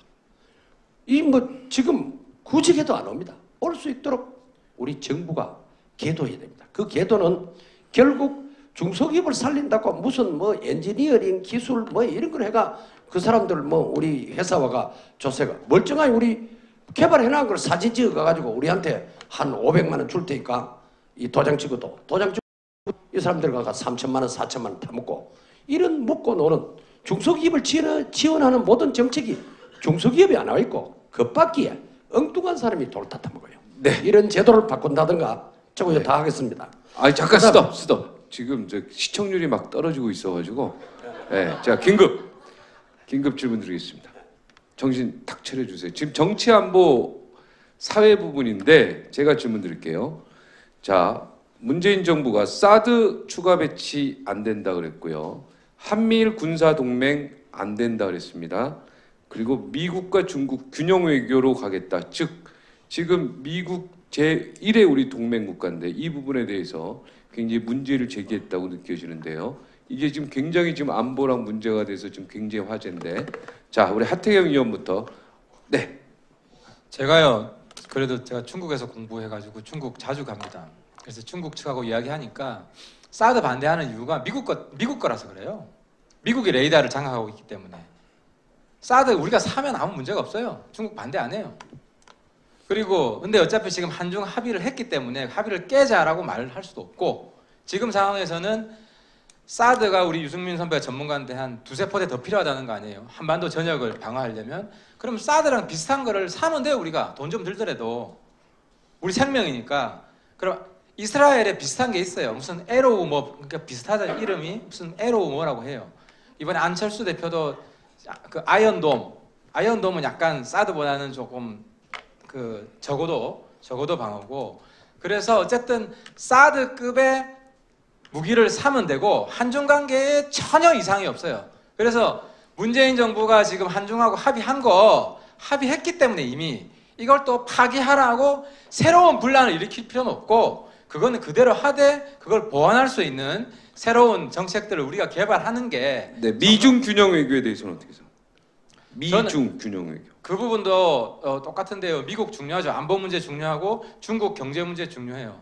만약에 이게 대표적인 게 홍준표의 핵무장론인데, 핵무장 하는 순간 미군 철수합니다. 제 생각에. 미국이 막아요. 한미동맹 깨자는 거예요. 그리고 중국은 대남 경제 제재합니다. 우리 주가 폭락합니다. 대한민국 망합니다. 그러니까 우파가 저 정도로 국가를 보는 미래가 지금 눈이 어두워져 있다. 극우 중에서도 정말 울트라 극우가 돼가지고 이런 부분하고는 분명히 차별화를 해야 된다. 네, 한미일 군사 동맹에 대해서 어차피 20초 남았으니까 다 쓰시고. 예, 마지막 이 쟁점은 한미일 동맹 중에서 딴 게 아니라 정보 동맹, 정보 협정, 한일 군사 정보 보호 협정이잖아요. 이거는 그러니까 피해 가야 됩니다. 이건 어쨌든 한미 정보 보호 협정하고 한일 정보 보호 협정하면 되는 거예요. 서로 협의할 수 있는 거지. 어쨌든 한미일 3국이 동시에 정보 협정할 일은 없거든요. 그리고 문재인 정부도 한일 정보 협정은 제2을사조약이니 엄청나게 비판하다가 결국 이번에 갱신했어요. 모르시죠? 한 2달 전에 갱신했어요. 동의했기 때문에 그게 어쩔 수 없는 네. 현실이라서. 네, 한미일 군사 동맹에 대해서는 노고요. 예, 그거는 할 수 없습니다. 네, 오케이 알겠습니다. 자, 우리 박유군 오늘 내 안보에 대한 중요한 질문이니까요. 예. 네. 저는 우리 하태경 우리 후보님하고 좀 생각이 틀립니다. 저는 도둑놈이 우리 집에 못 들어오도록 담장을 철저히 뜨고 철망을 막아 놓듯이 우리는 사드 가지고 안 되고 무조건 핵을 자발적으로 보유해야 된다. 못 만들고 하면 중국 가서 사오면 됩니다. 터키 가서 사오면 됩니다. 일마들 팝니다. 핵을. 예, 사가 잘 설득해가 사오면 사드도 갖다 주는데 왜 안 그래? 미국 사람한테는 한 10개 사고 중국 사람한테는 네 고생해서 3개 사고 터키하고 저런 데는 2개 써. 이래 사서 안 되면은 우리가 개발하면 됩니다. 우리 개발하다가 우리 박정희 대통령이 저는 시해당했다. 지금도 저 혼자 그리 알고 있습니다. 사실인지 아닌지는 저는 소문만 들어 알았지만 박정희 대통령이 시해된 이유 중에 가장 큰 이유가 미국 사람에 의해서 핵폭탄을 개발한다고 돌아가셨다. 이렇게 저는 보고 있습니다. 저는 만일에 제가 이 대표가 되고 또 대한민국의 대통령이 된다면 어떠한 수로 만들든지 귀신도 모르게 딱 사든지 딱 회익 보유를 합니다. 해서 절대적으로 나를 건드리지 못하도록 일본 독도도 주장하면은 시험 한번 합니다. 동경으로. 요래서 다시 못 알아두도록 하고요. 한중 관계 문제는 중국이 경제력으로 상당히 중요합니다. 삐끼가도 안 되겠지만 미국도 삐끼면 우리는 절단납니다. 그래서 우리끼리 자강을 잘, 우리 바른정당만 자강할 것이 아니라 우리 한국을 자강을 잘 귀신도 모르게 하면서 중국하고 미국을 잘 조율해서 이게 기술이잖아요. 이게 장사지 않습니까?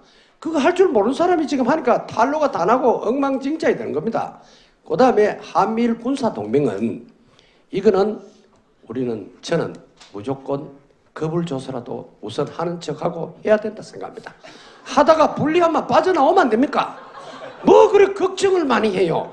미국 사람 하적하면 하고 일본 사람 하적하면 하고 아니 한미일 하다가 중국이 원폭도 주고 조커 주고 우리 쪽으로 온나 가면 가만히 생각해보고 좋다 하면 따라가면 되지. 뭐를 그렇게 매이 가지고 어영모영 하는지 나는 이 정치권이 이해가 안 돼요. 장사를 해본 사람, 사업을 해본 사람, 그러고 서로 경쟁을 해본 사람이 정치를 하고 대통령을 해야 대한민국이 제대로 간다. 안보도 되고 그 다음에 세계 최고의 부강한 나라가 된다. 이렇게 저는 생각합니다. 네. 시청률이 지금 더블로 뛰었습니다. 자, 박인숙. 네, 박인숙. 네, 장사를 해본 적도 없어서 그 말씀 못 드리겠는데요. 그러니까 저기 오늘 이 토론회를 국회에서 하잖아요. 결국 문재인 정권이 잘못한다는 게 지금 다 말하고 계십니다. 원조도 잘못됐고 노동정책도 잘못됐고 공무원 81만 명도 잘못됐고 다 잘못됐는데 이걸 어떻게 막냐. 우리가 저 시민단체도 아니고 국회에서 막아야 됩니다. 정권을 갖다 바쳤기 때문에 국회에서 막아야 되는데 이 우리 당이 참 어렵잖아요. 그래서 제가 이런저런 얘기를 많이 하고 있는데 정운천 의원님 저 국당하고 뭐 이런 거 저런 거 다 하고 저도 이런저런 좀 왔다 갔다 합니다. 저 왔다 갔다 아니라 회의에 가서 무슨 얘기를 하는지 네, 제 이념이 왔다 갔다 한다는 얘기가 아니고요. 여기서 회의한다 그러면 무슨 소리 하는지 듣고 또 사람도 사귀고 일단 사람을 자꾸 사귀어서 얼굴 밥도 같이 먹고 그래야 그 당이 얼마나 잘못됐는지 잘 됐는지 그래서 저는 다 갑니다. 그러다가 그 기자들이 뭐 무슨 라인이라는 거 맨날 잘못 쓰는데요.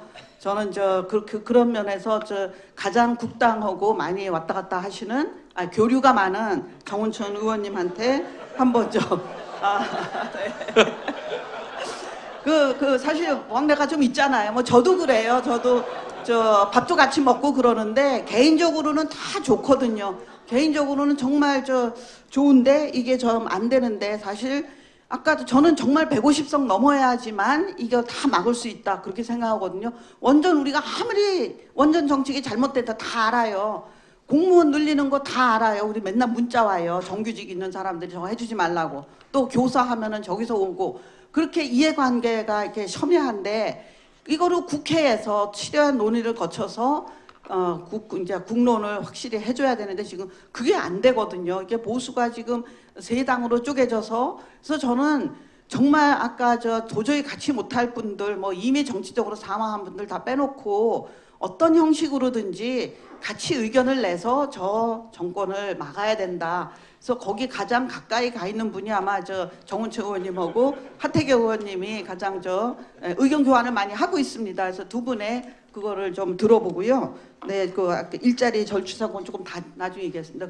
다른 당과의 그걸 어떻게 하는 게 좋은지 의석수를 어떻게 늘릴 수 있는지 그게 가장 현실적으로 저희가 마닥친 거거든요. 우리가 아무리 뭐 사드를 더 사자 뭘 하자 뭐 한미일 그 공조 중요하죠. 저는 정말로 중요하다고 생각합니다. 정보 공유뿐 아니라 지금도 뭐 잘 안 되고 있잖아요. 뭐 잘 안 주잖아요, 우리나라. 그러니까 코리아 패싱이 맞는데 우리나라 정부도 좀 그 일본 같이 좀 얕게 굴어야 되는데 너무 이게 뭐 이거 풀었다고 당장 연예인이 텔레비 나온다고 막 텔레비에서 떠들고 관광객이 다시 온다고 막 좋아하고 국민을 이렇게 굉장히 우롱하는 듯한 일이 일어나는데 그 바탕에는 굉장히 심각한 일이 벌어지고 있거든요. 그래서 저 한번 그 어떻게 하면 국회의원 수를 늘릴 수 있는지. 네, 그거 어느 한번 당과의 말씀해 주세요. 합당이나 연대, 네 이거에 대해서 네. 얘기해달라. 네, 정춘 네, 국당하고 왔다 갔다 하시네. 아니, 우선 안보 네, 안보 얘기도 하시고. 예. 제가 볼 때는 북핵 문제 해결의 주체가 육자의 회담이었는데 90%가 중국이라고 생각합니다. 경제 문제는 먹고 사는 문제고 핵 문제는 죽고 사는 문제입니다. 근데 어떻게 해서 사드 문제랄지 한미일 안보동맹, MD 체제를 약속을 한다는 거 말이 됩니까? 이거는 정말 중요한 카드로 갖고 있어야 되거든요. 만약 핵이 개발됐다, 완성됐다 하면 어떻게 할 겁니까? 우리 죽고 사는 문제 살기 위해서 다 모든 것 동원해야지 않겠어요? 근데 중국한테 이걸 약속해야 할 이유가 뭡니까? 당신들은 90% 육자회담에서 90% 북핵 문제를 해결해야 할 사람들이 15년, 20년 동안 못 해놓고 우리 보고 뭘 어쩌란 말이냐? 우리 살아야 할 거 아니냐? 죽고 사는 문제를 왜 당신들하고 이 얘기를 해야 되는 거냐? 이런 문제는 당신들이 얘기하니까 검토는 해보겠다. 이렇게 하고 넘어가야지 이 문제를 약속하고 지금 경제 문제 좀 풀린다고 그걸 해야 되겠습니까? 요 문제는 우리나라에 죽고 사는 문제입니다. 그리고 요거는 어디 아프리카하고 얘기하는 게 아니고 북핵 문제를 거의 해결해야 할 중국하고 하는 거기 때문에 중국 북핵 해결해라. 그럼 이거 않겠다. 이런 정도는 나와야 자주 외교고 국방 외교라고 하지 않겠습니까? 어떻습니까? 네. 자, 국당 이야기 네. 빨리 1분 남았어요. 아 그래요? 네, 우리 아니 제가 자기 처음에 결혼을 하려면 연애부터 해봐야 할 거 아니에요.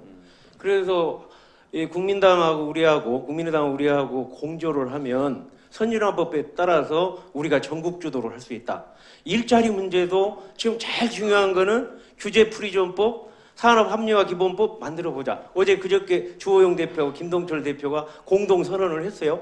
이런 선언을 해가면서 서로 의견을 교환해가지고 서로 공조하면서 이제 사당 체제이기 때문에 연대도 하지 말하기도 해야 되고 공조하지 말하기도 해야 합니다. 그렇게 하다가 보면 서로 마음이 모아져. 야 그러면 우리가 당을 함께 한번 해볼래? 이런 정도로 가서 결혼까지 갈 수 있는 거예요. 근데 모든 언론이 먼저 결혼 문제 예단을 해버려. 나는 그거 원하지 않습니다. 우리가 국민의당하고도 심지어는 한국당하고도 내용적으로는 서로 물밑교섭도 많이 해보고 서로 공조해서 어떻게 문재인의 이 폭주를 대항할 거냐 해가면서 쭉 하다 보면 거기에서 뭔가 화집점이 모아질 거 아니냐. 그 모아질 때 비로소 그때 합당을 하든 연대를 하든 선거 연대를 하든 할 수 있는 거 아니냐. 저는 이렇게 보고 진행하고 있습니다. 네. 유승민 후보 군사 외교 문제. 저는 문재인 대통령 만나면 이런 이야기 꼭 해주고 싶습니다. 워싱턴에서 하는 이야기하고 베이징에서 하는 이야기가 똑같아야 됩니다. 그게 다르면 우리 외교는 국제사회에서 중국, 미국으로부터 다 왕따 당하고 신뢰를 잃게 되는데 지난 6월에 워싱턴 갔을 때는 한미일 군사협력 하겠다 이러고 여러 가지 이야기를 하고 왔습니다. 그런데 중국한테는 3.5 MD 편입 안 한다. 사드 더 이상 안 한다. 그리고는 한미일 군사동맹으로 절대 발전하지 않는다. 이 약속을 했다고 합니다. 한국과 중국 사이 지금 말이 다릅니다. 이 중요한 문제를 만약 3.5를 약속한 게 사실이라면 이거는 문재인 대통령과 이 문재인 정부의 매국적인 행위입니다. 그거는 우리 거기에 가서 돈 몇 푼 더 벌자고 우리 국민들 생명을 이런 식으로 불안전하게 안전하지 못하게 하는 거는 이거는 국가 지도자로서 있을 수 없는 일입니다. 미중 사이에 무슨 균형 동맹이라고 아까 표현하죠. 균형 외교를 하겠다. 이런 거는 과거 노무현 정부가 노무현 대통령이 동북아 균형자론 하는 거하고 또 똑같은 이야기를 10년 후에 또 하는 겁니다. 그런데 생각해 보십시오.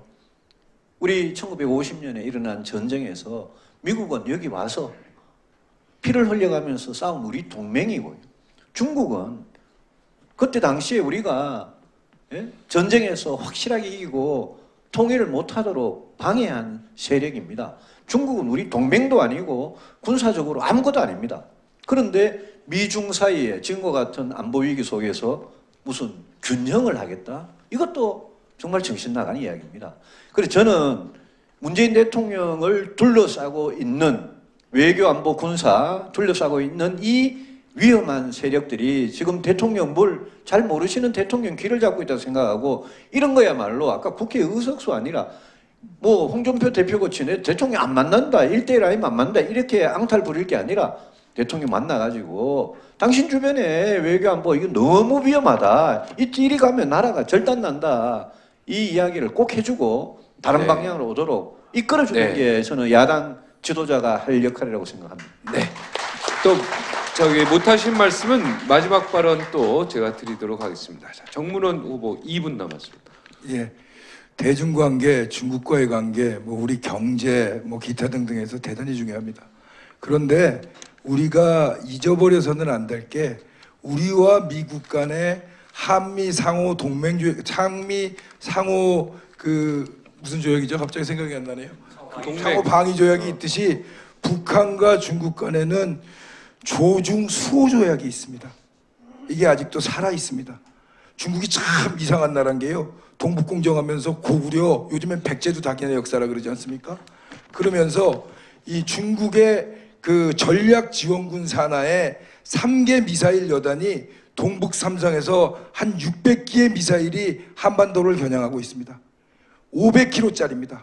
정확히 한반도용입니다. 딴 데는 쓸 수가 없습니다. 그리고 중국이 엑스밴드 레이더 갖고 뭐라 그러면서도 흑룡강성에 배치되어 있는 레이더로 우리 일본 들여다보고 언젠가 몇 년 전인가는 스텔스 폭격기 한반도에 충격한 걸 자기가 알아냈다고 자랑했습니다. 이런 상황에서 우리가 지금 사드 중국이랑 뭐 대항하자고 갖다 놓습니까? 이것을 가지고 내정 간섭을 들어온 데는 자체가 이게 중국의 행태가 정말로 웃기는 이야기입니다. 그리고 그 한미일 군사동맹에 대해서 저는 일본과 우리는 군사동맹을 맺을 수는 없다고 생각합니다. 하지만 미국을 중심으로 한미 간의 미일 간의 협조를 통해서 한일 간의 협조는 반드시 필요하다고 생각합니다. 북한이 미사일을 쏴도 어쩌면 미국보다 일본이 이지스함에서 먼저 캐치해서 먼저 알아낼 수 있습니다. 그 정보 공유를 하기 위해서 아까 우리 하 의원이 얘기할 것처럼 문재인 정부에서도 한미 정보, 한일 간의 정보 그 공유를 하는 부분을 살려냈습니다. 뿐이 아닙니다. 만약에 우리가 그래서는 안 되겠지만 전쟁에서는 안 되겠지만 개전이 된다. 그러면 우리나라 공항은 개전 즉시 쑥대밭이 됩니다. 활주로가 다 깨져서 비행기가 뜰 수가 없습니다. 그러면 어떻게 우리가 제공권을 장악해야 되느냐? 항공모함과 주한미군, 주로 미국의 공군력이겠죠. 일본에서 떠야 됩니다. 그리고 병참이 일본에서 우리 군을 서포트하기 위해서 물자를 보내는 게 일본에서 올 수밖에 없습니다. 역사적인 감정 분명히 있습니다. 우리 일본이랑 동맹 못합니다. 하지만 미국을 중심으로 협조 체계는 분명히 갖춰야 된다고 생각을 하고 그 한일 그 미중 간의 균형 얘기 네, 한마디 하세요. 예. 조금 이따 1분 있다 이거 정리해서 할까요? 1분 뒤다 마지막. 중요한 얘기니까. 한 20초면 됩니다. 네. 미중 간의 균형 외교를 하겠다는데 제가 아까 통일기 말씀을 드리면서 미국 일극 체제에 중국이 도종장을 냈다 그랬죠. 둘이 싸웁니다. 미국도 니네 누구 편이냐고 확인하려고 들어옵니다. 중국은 거기서 미국에서 우리를 떼놓으려고 그럽니다. 여기서 우리가 어떤 것이 국익이 되느냐, 균형이 가능하겠습니까? 무엇이 우리의 균형, 우리의 이익에, 국익에 이 힘을 실어주느냐를 철저하게 생각하고 그것을 향해 나아가야지 이렇게 그냥 좋은 단어 써서 국민들 속이려고 하면 안 됩니다. 네. 예, 이상입니다. 와. 제가 정문원 후보 위에서 질문을 만들어낸 것 같은 느낌이 들었거든요. 예. 굉장히 이 부분 전문가여가지고 예, 굉장히 우리가 모르는 부분까지 많이 배웠습니다. 우리 박인수 후보가 30초 남았는데요. 네. 쓰시겠습니까? 30초 남았. 나머지 분들은 아까 다 썼고 그 똑같은 질문을 저 하태경 의원님 대답을 못 들은 것 같아요. 여기 다 써서 네. 대답할 네, 권한을 뺏겼습니다.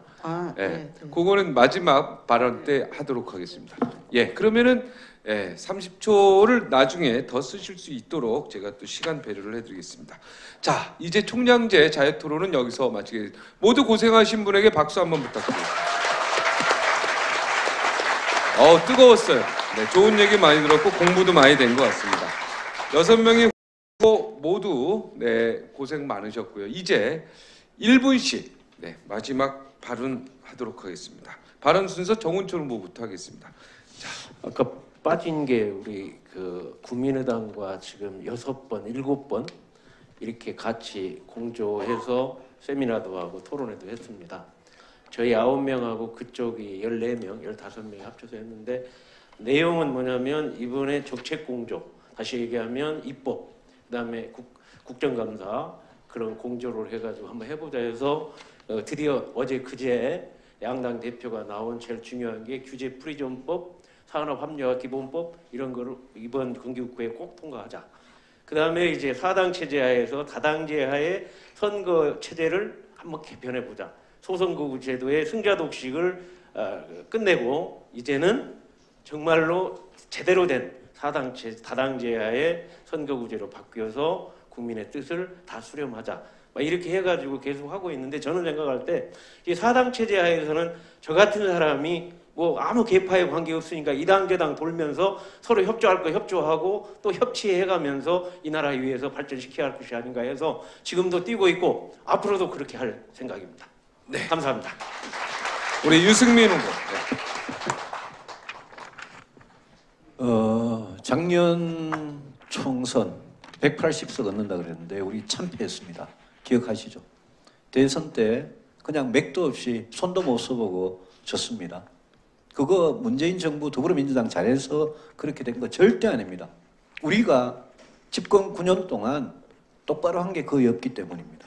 그거 제대로 해보자고 우리 새로운 길 나선 겁니다. 어렵더라도 여러분 같이 당당하게 합시다. 저보고 통합도 안 하려고 그런다, 고집불통 이러는데 여러분 제가 지금 이 순간에 흐물흐물해지면 다 무너집니다. 저 이번 이 순간에는 제 끝까지 버티고 지키겠습니다. 나중에 유연하게 열려서 갈 때 제가 지금 하고 있는 이 통합보다 훨씬 더 제대로 보수 대통합 꼭 약속드립니다. 제가 믿고 여러분하고 같이 가겠습니다. 고맙습니다. 정문원 후보. 우리 바른은 반드시 살아야 합니다. 그래야 제대로 된 보수가 이 땅에 구현될 수 있습니다. 우리가 망하면 대한민국이 망합니다. 우리가 살기 위해서는 우리 초심, 우리가 당을 만들었던 그때의 생각을 망각하지 말고 하나 돼서 전열을 가다듬고 하나 돼서 뚜벅뚜벅 앞으로 걸어가야 합니다. 제가 이 자리에서 젖히고 달라고 제 자랑 않겠습니다. 대신 감히 우리 존경하는 국민 여러분들께 한 가지 부탁 말씀드리겠습니다. 우리 바른정당이 살아야 국민 여러분들께서 원하시는 보수가 이 땅에 구현될 수 있습니다. 그래야 우리 대한민국이 과거에 주저앉지 않고 미래로 향해 나아갈 수 있습니다.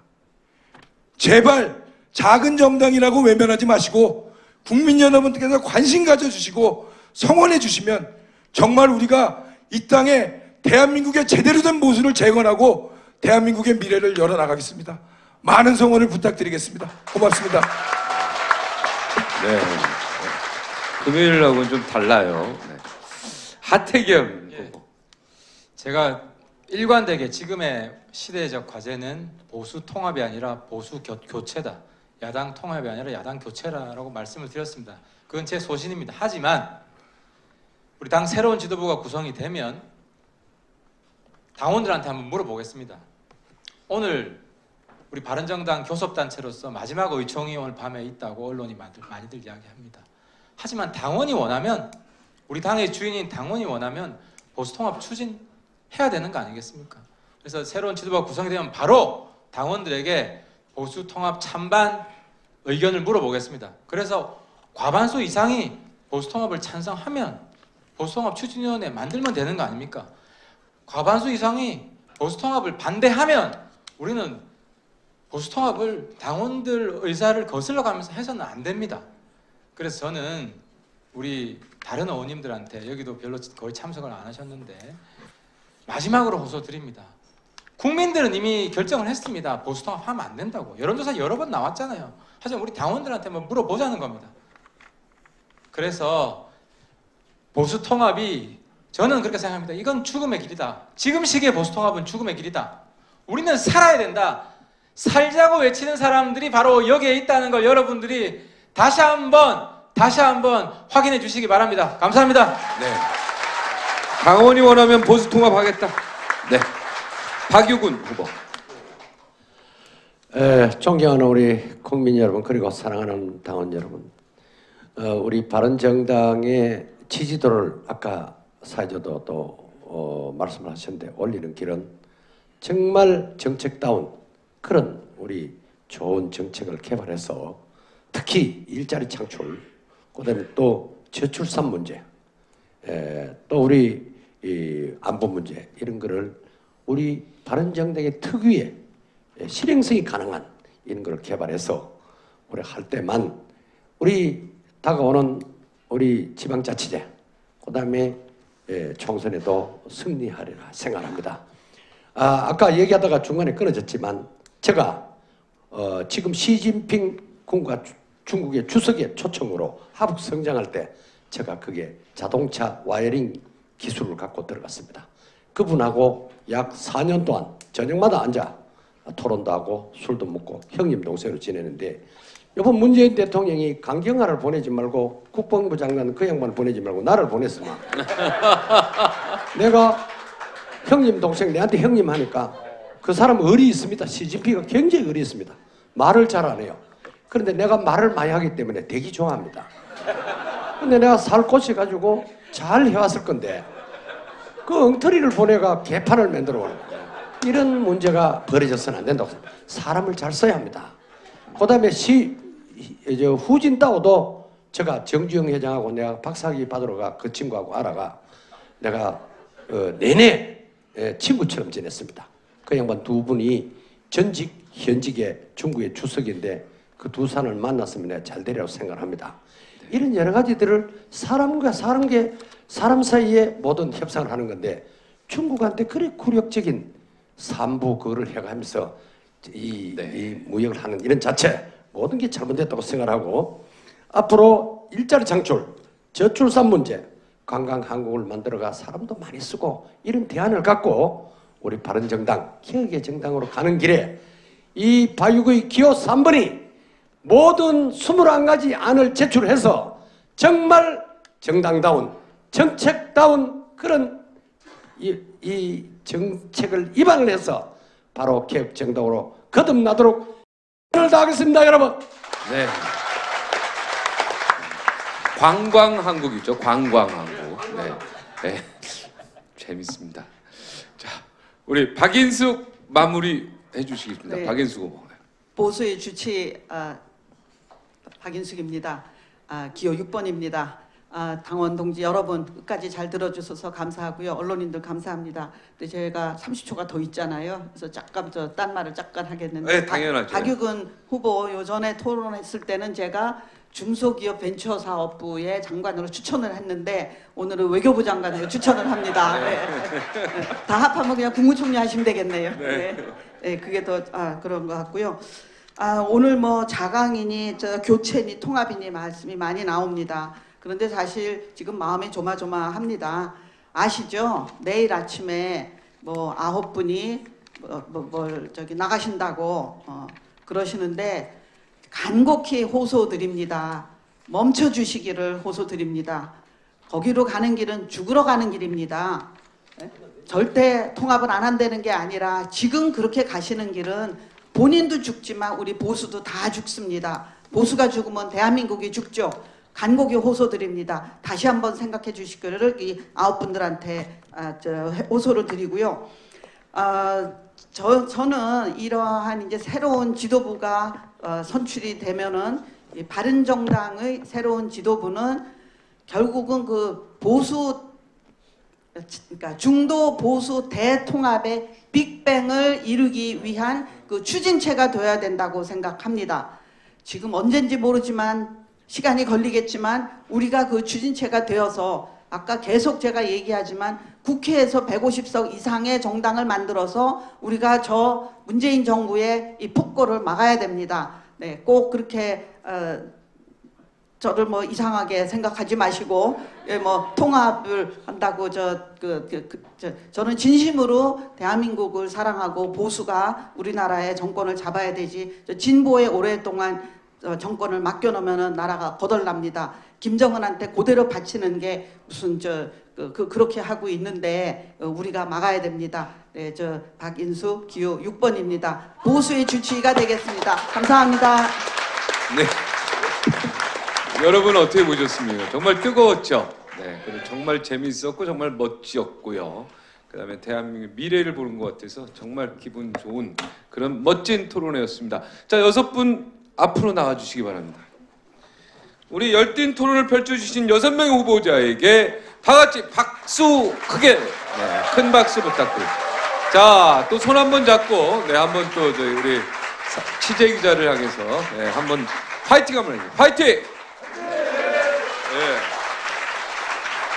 오늘 토론회 여기서 마치겠습니다. 귀한 걸음 해주셔서 고맙습니다. 가시는 길 조심히 가시기 바랍니다.